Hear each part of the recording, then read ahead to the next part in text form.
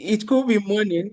It could be morning, it could be afternoon, it could be evening, but I am talking to you from the entertainment, yes, the entertainment capital of Africa. Yes, if it's not Lagos, it is not Lagos. If it's not Lagos, it has to be The Lagos. center of dirty Y- December.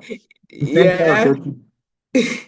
Yeah, center of excellence, center of tourism, center of everything, center of dirty December,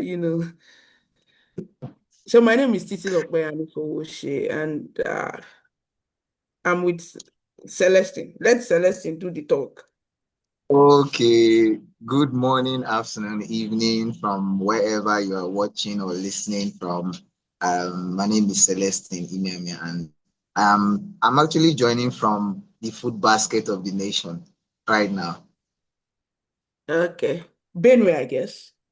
Yes. Benue. Okay, Benue, and Yes. I'm joining from Lagos, Nigeria. But we're basically alumni of the Young Political Leadership School Africa.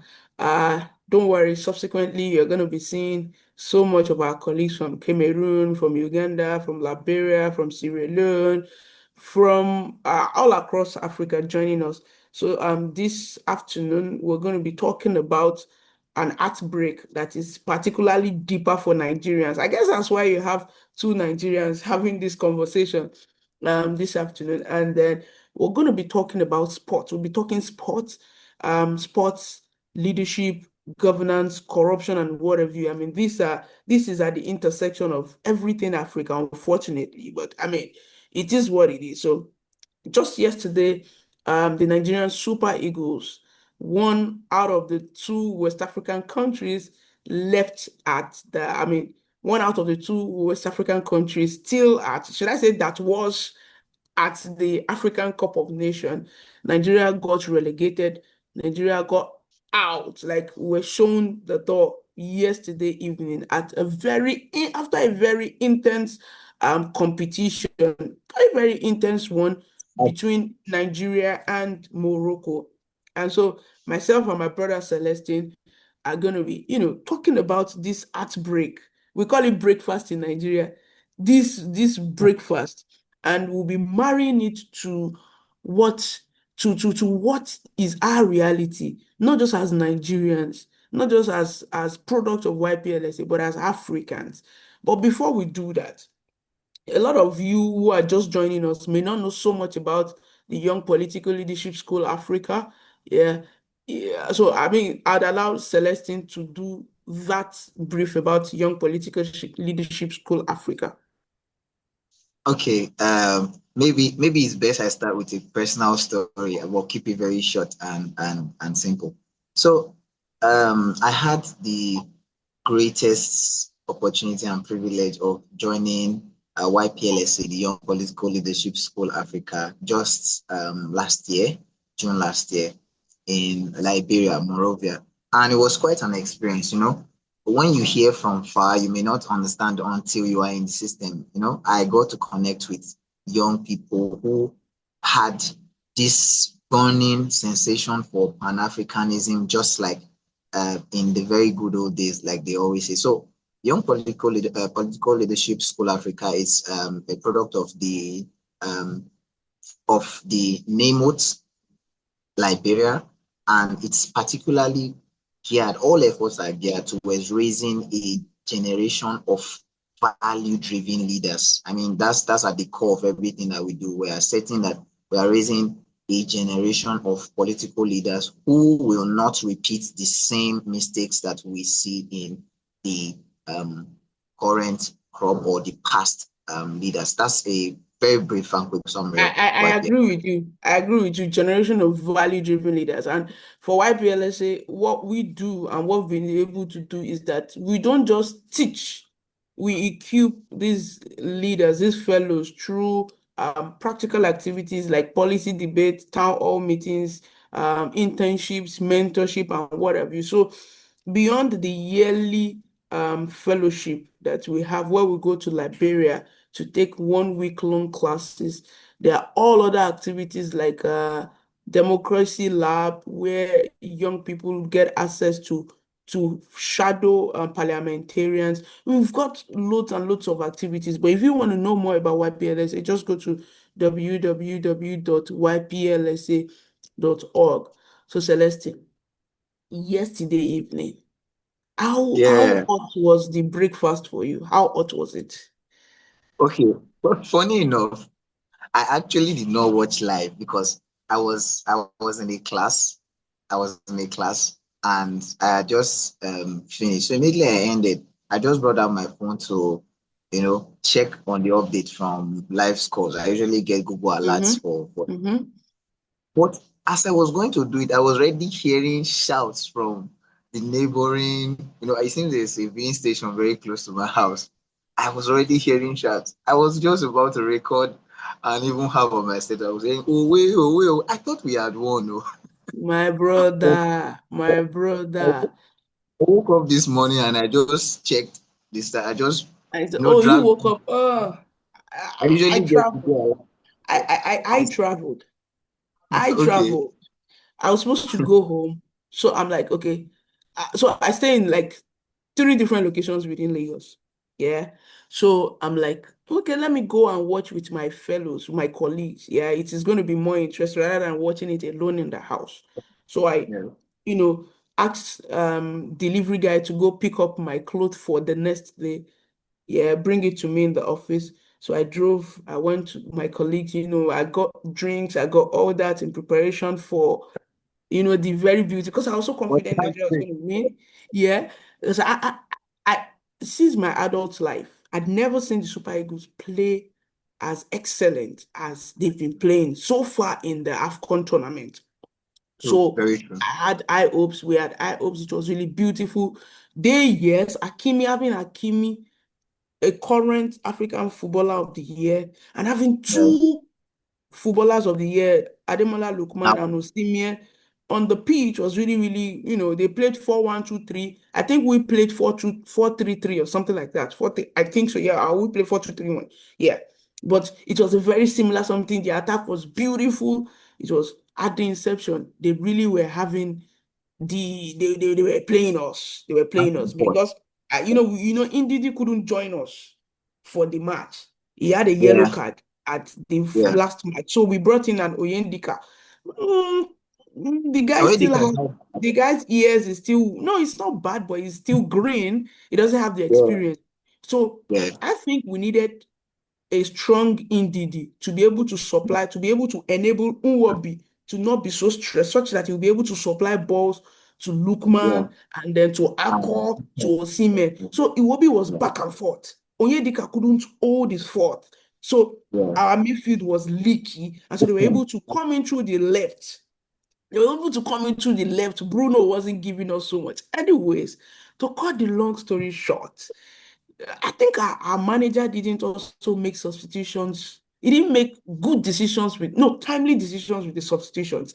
The time when he was supposed to bring Simon in, he sort of dragged it. When Simon came in, the game changed, but he didn't, the substitution wasn't, and we didn't have so many alternatives. Anyways, to cut the long story short, the officiating wasn't in our favor. And this is I where was I'm going going. to I was going to come to that too. Do you think that I know the referee was a Ghanaian referee. Do you Mm-hmm. think in any way we were this was a big dent to us? Do you think that it was a payback moment, or do you think it was a witch hunting, or what would you say that that So, that so I situation? think, so I think that for you to be a referee, you must have gone through a FIFA accredited referee, must have gone through trainings that would enhance Yeah, your professionalism. But we yeah, cannot deny the fact that even in football there is politics. Yeah. yeah, I do not think that if we were playing against another team, not the host nation Morocco, I do not think that we will experience what we experienced so far. So even if it was a South African that Nigeria against South Africa football, Nigeria against Ghana football is somehow, even if it was an Egyptian, maybe the officiating would have favored the host nation. And these are things that I think we should discuss with regards to how do we define justice? How do we mm, define equity? How do we mm, define liberty? What is just? Does the definition of justice change when the parties change? How Mm. do you, I mean, it's a continental football where the rule is supposed to be the rule, irrespective of the teams playing right there. I also would, I would like us to discuss how do Moroccans, Algerians, Libyans, how do these Mm. people conveniently say to we sub-Saharan Africans, you are not part of us, we are not part of you. And then when it's time for AFCON, they They confidently play. say they're Africans. But outside football or outside factors that do not favor them, they claim to be Yeah, Arabians. So, yeah. what makes you an African? Does the Mm. definition of justice in Africa differ from the definition of justice in America? I don't want to delve a little too much into Donald Trump and Venezuela, but I mean, let's talk about AFCON. What was that? Was that justice? Those are Okay, also no, the Cote d'Ivoire won when they yeah, hosted AFCON, the last, last last half. AFCON, and then the officiating was also not favorable. It was Mm. favorable to the host. So, I mean, what is justice? I was going to ask, from a lawyer's perspective, you are a lawyer, so I mean, I was going to ask you from a lawyer's perspective. Do you think that this is not me making trouble, but do you think that there's any way we can legally take this off? Because we honestly, have been we have been on the receiving end of officiating like this. Whenever Nigeria is playing, it just seems to be a different case. It's like we have a lot of another official. I think one of the linesmen yesterday was a South African. And you know how it is when you hear anything Nigerian in the region generally. It's either someone from Ghana is wanting us to fail, or someone from South Africa is wanting us. So I was going to ask, you raised a very important point just now. Why does it seem that when it comes to important things, or important decisions around Africa, you see some regions of Africa, like those in the north, saying we are not part of Africans? I would want to think maybe it's because of their skin tone, the way they see them. So they say they are Arabians. Maybe is it skin tone? Is it color? Is it because of the development that those places have seen that the remaining regions of Africa has not seen? What exactly do you think those people hold on to say, to make such claims that they are not African? But when it comes to sports, everybody now seems to be African. okay, What is so your okay, well, you pushed it back to me. So I think that, okay, from my own understanding of what justice, I think justice is an ethical idea that, I yeah mean, that people should be treated impartially, equal? fairly, properly, reasonably. I wouldn't even talk about equality within the context of justice, because justice may not be equality, but justice is fairness, justice is equity, justice is impartiality, justice is reasonability. So, and then when a person is liberty is being trampled on, definitely there should be compensation for it. Now, Yeah. unfortunately, at the core of this bias that we sense in yesterday's tournament is the core of some of the biggest humanitarian issues that we are experiencing in Africa. Of course, we can't talk about this without talking about what happened in Rwanda. Uti and what is it? Tuti and what was that? Puchu. Yeah. Do you know that stratification, eh? Do you know the Yeah, history behind it? Do you know that that stratification was just by virtue of if you have a cow, you are this. If you don't have, yeah. you are that. Done by the white man. Now, if Was you it come to Belgium? Was it Nigeria, Belgian? yeah, yeah. Uh, If you come to Nigeria, if you go to Ghana, if you go to South Africa, anywhere in Africa that you go, you will still see a tribe wanting to dominate another tribe, a tribe yeah, wanting to feel that they are above another tribe. And it's not yeah, just about claims. Now, this now devolves into war, yeah. into insurrections, into killings, bloodshed, and what have you. And so that now brings me to the question of what makes you an African? Your DNA, your ancestry, your geography, your birth, your cultural identity, your heritage, your spirit, and your mindset.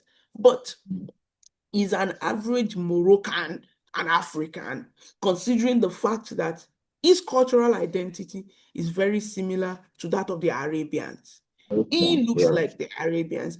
He speaks the Arabian language, but geographically, Fair enough. he shares border with Africans. So, do they qualify as Africans or not? I really believe that Africanness is something of the mindset. Mhm. It's also something about your mindset, about your Yeah. spirit, Do you think that because, for example, my husband lives in China. There are certain things that he does. The way he dresses, for example, he prefers to dress shirt and trouser. Now, I've spent the most formative part of my life in the northern Nigeria. So I prefer to dress like a northerner. He prefers to just wear a shirt and a trouser. Like, I mean, even when you're going for an event, you'd expect you to wear an article or something. But he's more comfortable wearing because he's been with these people for a very long time. So I just believe that if the sub-Saharan Africa, if we were developed, if we were a place that is similar to Utopia, if we had the Mm. standard rails that they have in Morocco, if we had the Yeah. beautiful road network that they But have in Morocco, if we have all of these things, where Morocco, for example, would be able to bid for the AFCON and not feel that they have a competitive advantage over yeah. any other country Yeah. because they That's have more fine. stadiums, because they have the higher standard and everything. I mean, everybody wants to associate with success. Everybody wants to Yeah. associate with great. I'm not saying that we aren't successful in Africa, but I believe that economically, it makes it maybe logical for them to align with the Arab world than for them to align with the sub-Saharan Africa because we are going to be a burden on them. My thoughts. I may be wrong, but my thoughts. I just want to I not to jump on your thoughts there, but I just thought of an angle to this. So do you think in any way that this Pan-Africanism that we always talk about, I mean, when we were in YPLS, when we were in the classes during our own time, we raised these conversations and we talked about them. Do you think that factors or things like this, what do you think they do? I mean, what role do you think they play in seeking that one Africa that we're always sounding or trying? Do you think someone thinking that, oh, I'm not an African, I'm this, I'm more related to this person? These kind of conversations, do they in any way hinder our idea for a one Africa united by currency, united by values, united by thoughts and all that? What's your perspective on So, this? so I believe that even if you look at the history, the political history of these North African countries and West African countries, you will see they come from different angles. Now, you may talk about Haile Selassie of Utopia. You may talk Muammar Gaddafi of Libya. But how many more people can you mention? Even because their own history is different from our history. The South Africans can relate with us, yes. However, the story of the South Africans is also different from the story of the Nigerians, the story of the Ghanaians, but they are similar. We suffer no be small. Our forefathers suffer no be small, but it's Yeah. different from how it was for the Libyans. It's different from how it was for the Moroccans. It's different from how it was for the Egyptians. So the Egyptians may never be able to see things from our own lens because our Mm. realities, our pasts are different. Our realities are also very different. So when we're talking Pan-Africanism, when we're talking solidarity, self-determination, unity, and cultural liberation, we must also not shy away from the economic and political liberation. What is happening across West African countries right now? Coup upon coup. Even those that are Yeah. not engaged with coup, with coup, they are having some totalitarian dictators who do not want to leave those places. And my dear brother, even if you say that, okay, you genuinely want the development of your country, of your people, can you measure your long stance in leading them with their development or their progress? So I want to push it back to you. I want to push it back to you.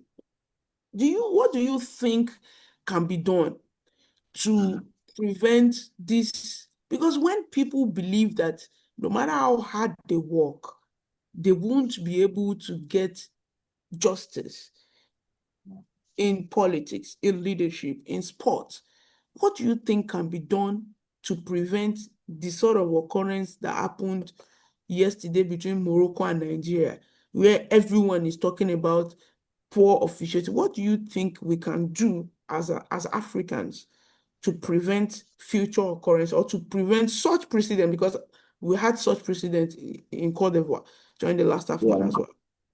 It happens. So there are quite a number of angles that I could, you know, speak about this from. But first things first is that not to sound naive in any way, but I think you are not the ref that officiated that match is an African. One of the first things we should first consider before another thing is that we are Africans. You are not you are not an American, neither are you a European or whatsoever. So the first thing is I am African. An African should not defraud another African. Mm, We are brothers. Yes, that's the first concept that will come to my mind. If we have that mentality, then I will not think of how to, defraud another African. But then beyond that ideology, there should be consequences for actions. mm, There should be a standard. I think there should be an international body for referees, which I don't know about, where we can, for instance, make such complaints to, and it will be taken up and then investigated. If they are obvious, there's VAR. Am I correct? There's yes, VAR yes, yes, yes, yes. during the match to say, okay, this one happened, this one happened. There should also be a system that tracks referees, regardless of where you are. There's International Court of Justice. I'm Mm-hmm. taking this beyond what it is now. That can actually track, any legal case across the world. There should also be a body that can, I mean, in the case of sports now, that can, perform oversight functions over these referees. So this guy, for instance, he has done this now. He's calm. He's peaceful. Nobody is saying anything about it. Nothing is going to be done about it. He will just go freely after costing the country an opportunity or a fair chance at the final. Now you just expect that the people you have done that to, they will just remain silent and calm. That would not happen. So I would submit that there should be a higher body made up of people without interest. But if I say that now, it will seem as if I'm inviting other people who are not African to be in the panel. But there should be a panel of people who do not have an interest in this, who Mm-hmm. will this these particular excesses, and it should also be by standard. So there should There be a is, rule there book. is for AFCON, there is a disciplinary body and referees committee in CAF. Yeah, for CAF. CAF. There's one. So Yes, I there's one think for the CAF. Nigerian NFF would have to raise the petition. It's more of an they make use of arbitration most of the times. Mm. They don't go to court, but they get arbitrators and there are sanctions. They can ban them, they can suspend them, they can dismiss them. So it takes. Do you know that? I don't know if you know, but do you know that the Algeria match, the Nigeria against Algeria match, the Yeah. person who was the referee for that match wasn't the one that was supposed to officiate the match. But the Nigerian NFF wrote a petition against the person that was highlighted for the match, and then Mm. it was changed. They sensed they sensed that the person would not be fair. Yes, Mm. yes. So Yeah. NFF raised a petition, and the person was changed to this. So I believe that. Of course, Nigerians already went to, they already reported the guy's Instagram page and they vlogged the guy's Instagram page. That's But it. beyond that, I hope NFF will be able to, we have about 10 minutes more to go. But Oh, do you also think that, um, so I know as a fact that right now in Africa, only Morocco, South Africa, and Cote d'Ivoire yeah. have Mm. standard pitches Yes. that we can even host what are we calling it? A regional or a continental wide competition. Mm. I just hope that Cote d'Ivoire have continued to maintain their pitches, and South Africa has also continued to maintain. So Morocco has as much as 6 to 10 pitches, like standard pitches that they can What play. Yes, pitches? Yeah. world class pitch Mm. stadium. So what it means is that if we are saying they did Ojoro against Nigeria for this match, you know that now there is a new rule that AFCON will no longer be every 2 years. It is now going to be every 4 years. So are we saying that in the next 4 years, is it Morocco that will still uh, Host. host again? Host again. Because I'm Or aware that uh, because I'm aware that FIFA has opened Africa, is it headquarter, something like that in Morocco. Do you know? Late last year, uh, they've opened, yes, in Morocco. So now that we are saying this match was compromised because we and during the WAFCON, the Female African Cup of Nations, this thing, honestly, the North African side did not play with true sportsmanship. Thank God they didn't even, the issue of laser is no longer in play. I yeah, remember it very is. well. Can you remember I remember how that list. they I saw a were picture doing, yesterday. laser, all of that, all of that, all of that. And if you go check statistics Mm. in their North African league, they do a lot of that laser something. So with this Okay. level of indiscipline, with this level of poor sportsmanship, are we still going to now continue to wait on them to host us? Because we are both Nigerians. I know as a fact that we don't have standard pitches in Nigeria.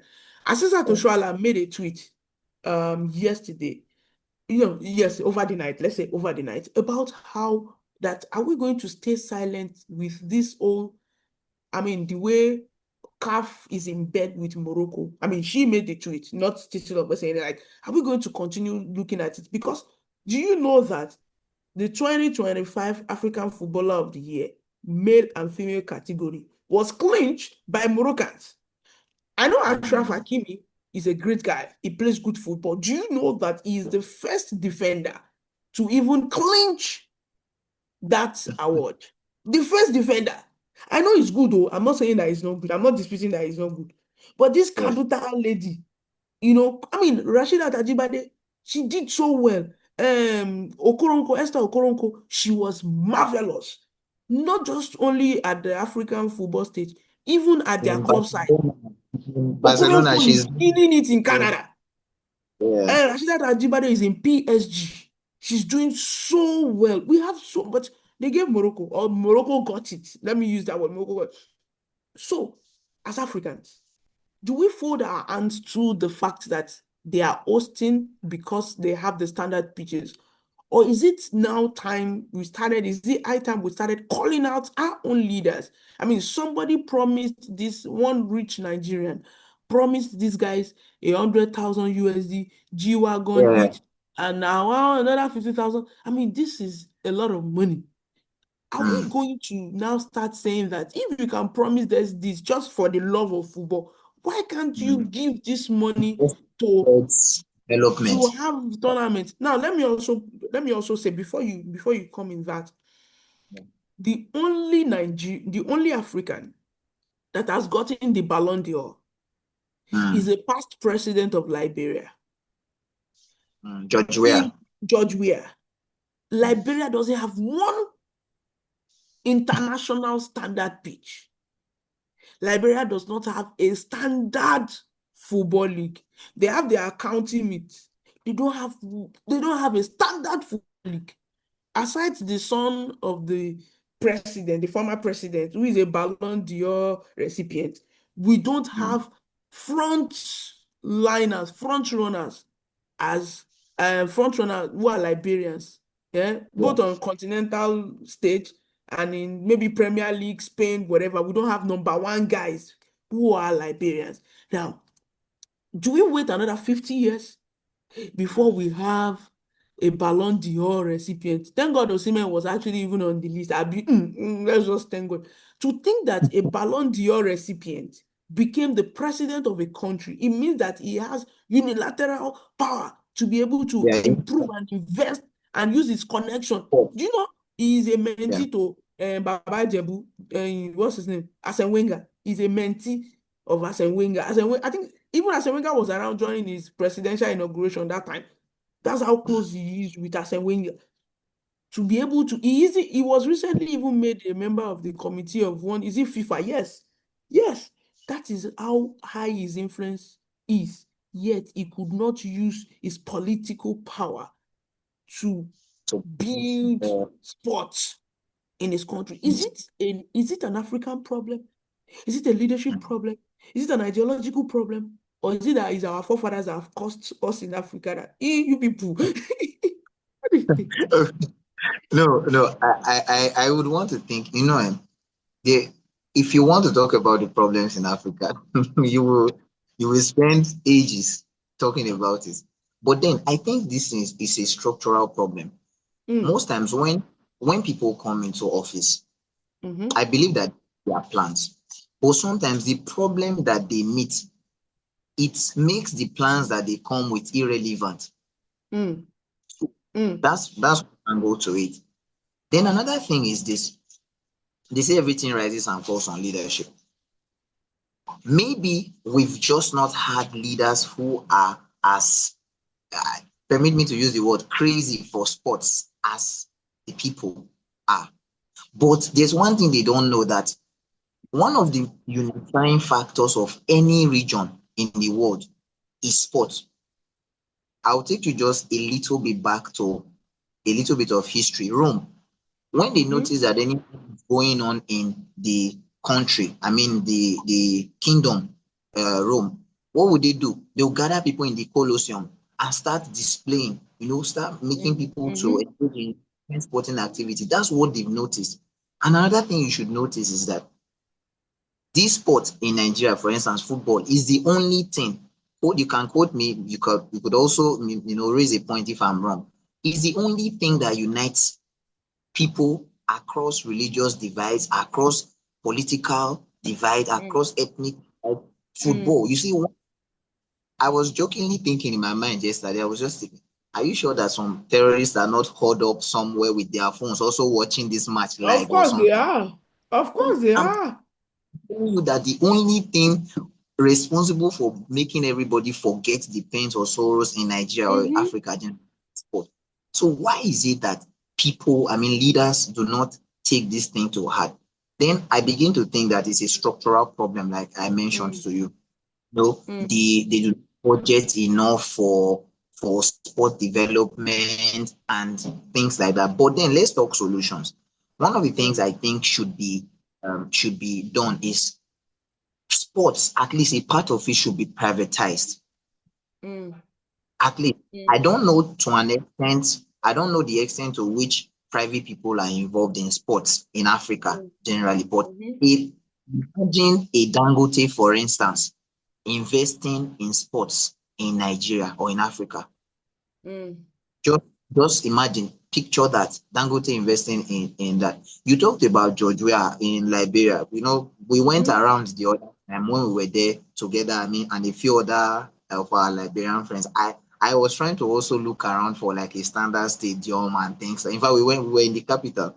I could Mm, not find, just rightly mm, said, in the home of a Ballon d'Or winner who also became a president. So I begin to think around these things. But solutions should be what we should be proffering. So, like I mentioned, mm, a large part of it should be privatized because, as you know, with the peculiarity of Africa, there's already a lot of challenges for the government to deal with whenever they come into mm, office.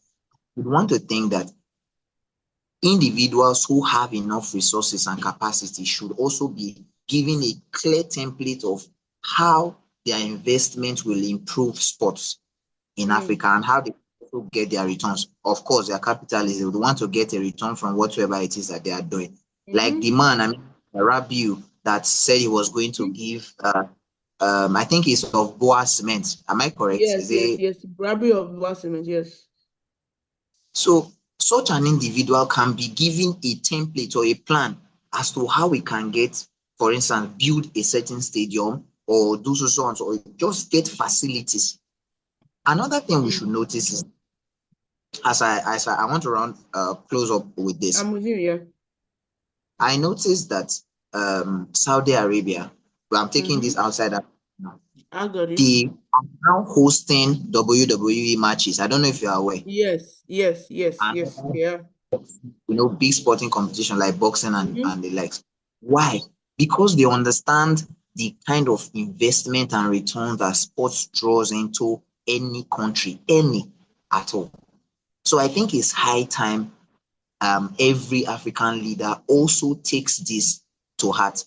The Ministry of Sports should not just be something that is just a ministry where people just come in, go, and no. There should be more strategic work done there. There should be policies that favor sports properly. See the case Mm, of unpaid bonuses or something that almost even demotivated our players before they got mm. into this final match. Things like that should not be said again. See the case of that stadium that the Amaji honorable Phoenix, yes, yeah. mentioned that they built Amaji in Phoenix. Niger State for, yeah, for how much, and the one in Delta State. We should not be complaining of cases like that again in this time and in this stage. So I think Okay. I mentioned everything will rise and fall on leadership. So our leaders or people in office should do better when it comes to sport. It tells so much about us all the same. Thank you so very much, Celestine. Thank you so much. But Thank you so much. So there's so much to say. There's so much to say at the intersection of sports, of entertainment, of music, of art, of everything is leadership.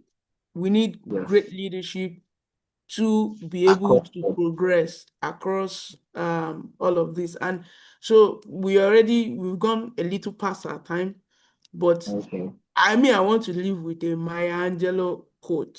I don't know if, I'm a fan of Maya Angelou. I'm a big fan of Maya Angelou. And she says that a leader sees greatness in other people. He or she can be much of a leader if all she sees is herself.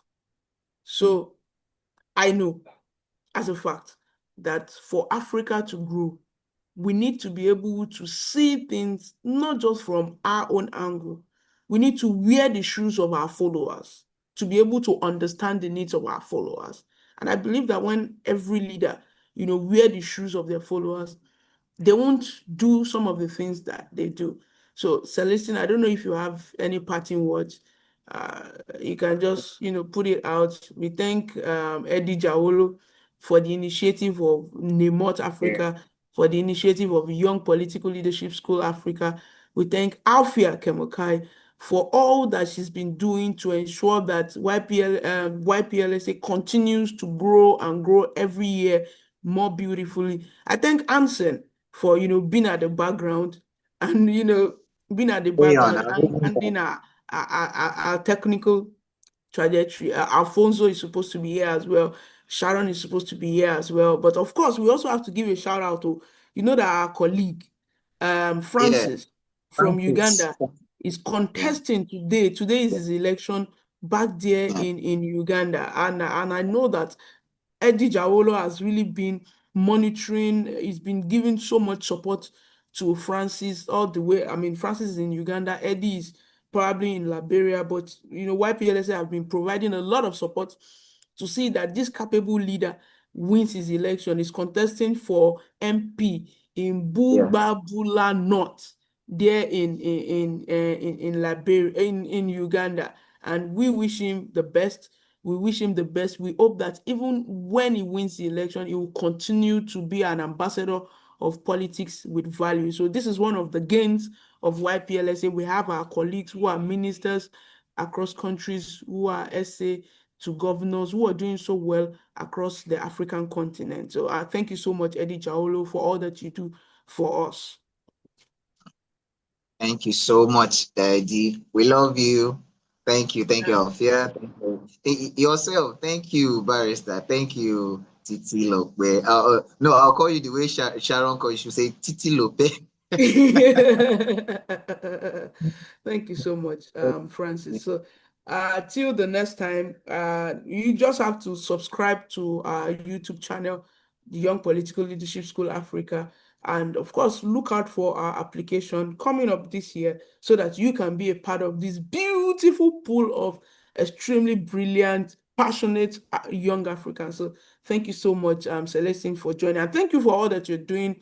We see all that you do, and I really cannot wait for that day, that time when CNN will have to come up to this video to cut parts of it to say this person has always been persistent and consistent about good governance. I look forward to that, and I'm very certain that that day will come. So thank you so much, Celestine. Thank you. Thank you so much. Such a pleasure.